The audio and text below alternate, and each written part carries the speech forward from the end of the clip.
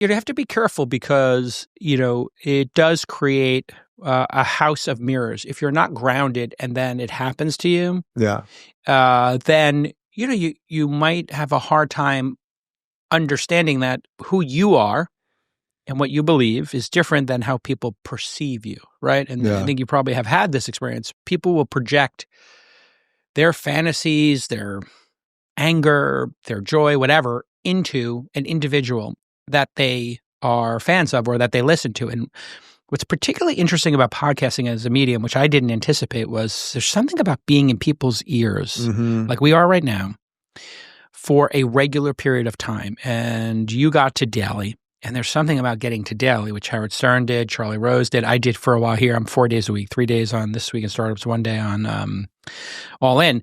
And when you start hitting daily and you become a habit for people, now they have this experience of asymmetrical intimacy, which is another way of saying fame.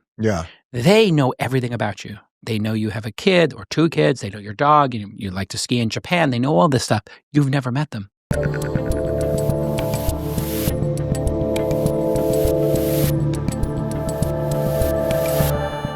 Media is really about details, whether it's filmmaking or magazines and their collaborative efforts. So I just became obsessed with every nuance and learning each of them to about 50, 60, 70%. And when I did the magazine, I knew how to do the layout. I took the photos. I did the writing. I did the editing. I sold the ads. And it just clicked in my brain. If you know every single aspect of the production, nobody can fuck with you.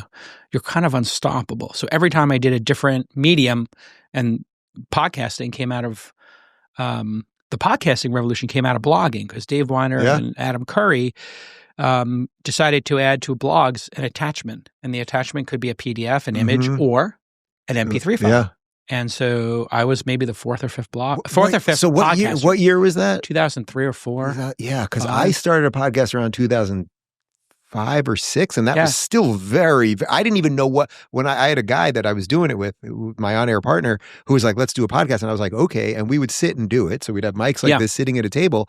And then he'd be like, okay, I'm going to put it up now. But I didn't even know where it went, or like, I think it was maybe even before the iPhone, or the iPhone had just come out. And I was like, I just don't know what, or iPod, right? Sorry. I was just like, I don't even know what the hell this is, but I knew I could do this. Yeah, you're good. You're a good talker. Yeah. Podcasting, the name isn't from like pods of whales, which people think. Right. It's from the iPod. And what they did was the iPod, Dave Weiner and Adam Curry, who don't get enough credit for this, they just had this insight. If you plug the iPod into your computer, and then at night they ran a script that went to the RSS feeds, and every night it would look to see if there's any new files, and then would put it into a podcast artist, an album, and then a track.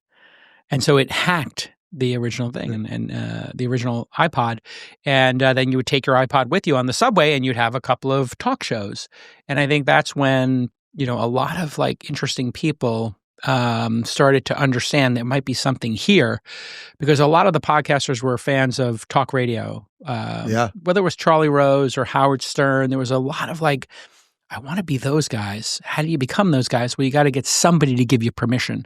And here was a permissionless way to just go publish. It's interesting because timing-wise, that's also probably around when Stern was leaving AM radio, right? And he went to Sirius is coming out, but correct. So he went the other route, but it still had the same bones of you'll basically and be Adam free. Carolla gets a lot of credit because Adam Carolla took Stern's spot in LA for a year or two, and then he got into podcasting very early. And then who was the guy who had the web show that Joe Rogan was on and kind of blew Green. Green. Tom Green. Tom Green was doing webcasting. So webcasting predated it. So you could stream video with a webcasting server at that time. And so, just watching all that was like very mind-blowing for me as a young person. Are you nostalgic for those old days? Like when it was all so new and like you didn't really know what you were doing, but you knew you loved something and you were just trying to do it, where now it's like you can walk into rooms and people know who you are and you can make deals happen more easily. And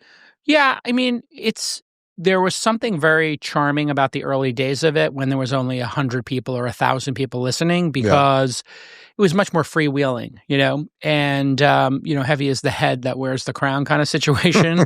Like, be careful what you wish for, because when you do become popular and you get to the top of the mountain, which arguably you are, and, All In is, very strange things start to happen because fame, even the micro fame that we have, I consider like podcasting fame, micro fame, even if I don't want any more fame. I'm just like, whatever I have right now is good enough. That's not good. Everybody's built for it, is what I've learned. I'm kind of built for it because I like people. I'm a super extrovert. When I took the Myers-Briggs, which is known as astrology for men. Right. I knew you'd like that joke. Yeah. I was like, ENTJ. Yeah, yours must have been off the charts. Well, I was 94% extroverted the first time I took it 20 years ago, and then 10 years ago I did it at an offsite, and I was 100%. And to the point at which the proctor was like, "Did you do that on purpose?" And I was like, "No, I don't know how to do it." She's like, "Have you taken the test?" I was like, "Yeah, like 10 or 15 years ago." And she goes, "Oh, it's changed." She goes, I've only seen that one other time, like 100% extroverted." So I love. What happened to that guy? I don't know. I think it's Donald Trump. I think he's president. Look at you. You have more in common with him than you think. Perhaps. Yeah.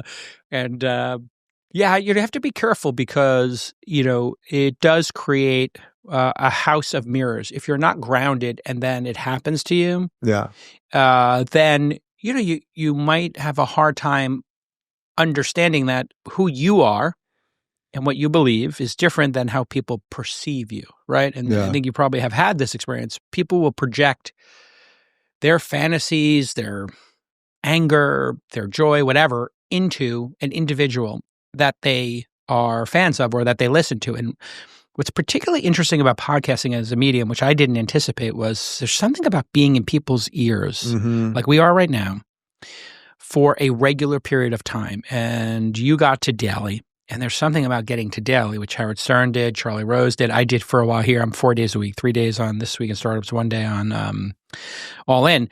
And when you start hitting Daily and you become a habit for people, now they have this experience of asymmetrical intimacy, which is another way of saying fame. Yeah. They know everything about you. They know you have a kid or 2 kids. They know your dog. You like to ski in Japan. They know all this stuff.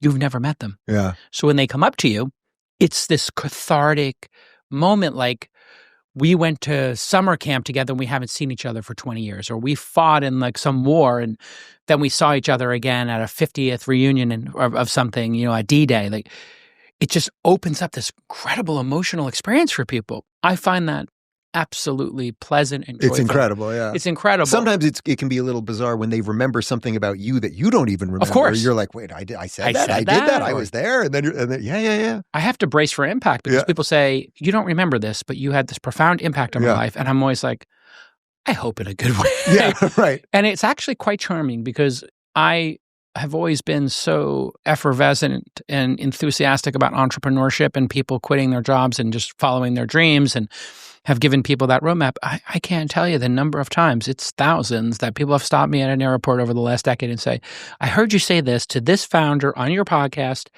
And I wound up starting a company. I quit my job and I put all my money into it. And I said, oh, how'd it go? Oh, I lost everything.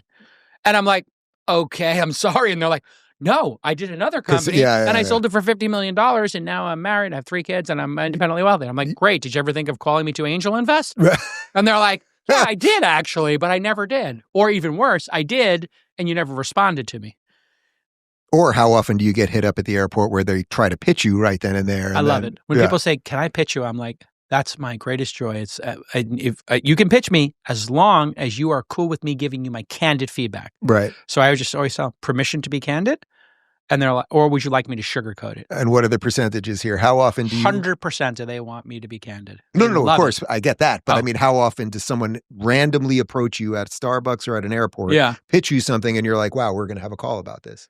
Oh, to have a follow-up call, that could be 5% of the time. Yeah, it's like... that's pretty decent. That's pretty decent, I would say. And then probably 1% of the time I actually wound up investing, I would say. Yeah. I mean, I don't invest in movies. I don't invest in pizzerias or things outside of high growth companies like Uber or Robinhood or Thumbtack. You may have heard of some of those or used them. I believe so. Yeah.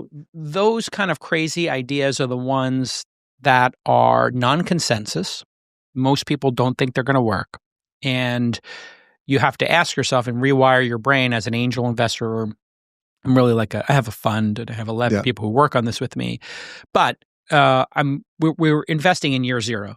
Half the time people haven't incorporated yet. Half the time it's 2 or 3 people with a prototype. So we're really making investments with very thin amount of information.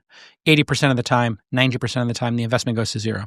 But when it hits, it's 100, 500, or in the case of Uber, 7,000 times our money. So not 7,000%. $1 turns into 7,000. Yeah. 1,000 turns into 7 million. So the brain chemistry you have to have for this job is like going up to, an archery setup, and you split the arrow, right, on your second arrow, and you say, give me another arrow. Yeah. If you're looking for an unfiltered lens into the world of tomorrow, go check out our tech playlist. And if you want to watch full interviews on a wide variety of topics, watch our full episode playlist, all right over here. And to get notified of all future videos, be sure to subscribe and click the notification bell.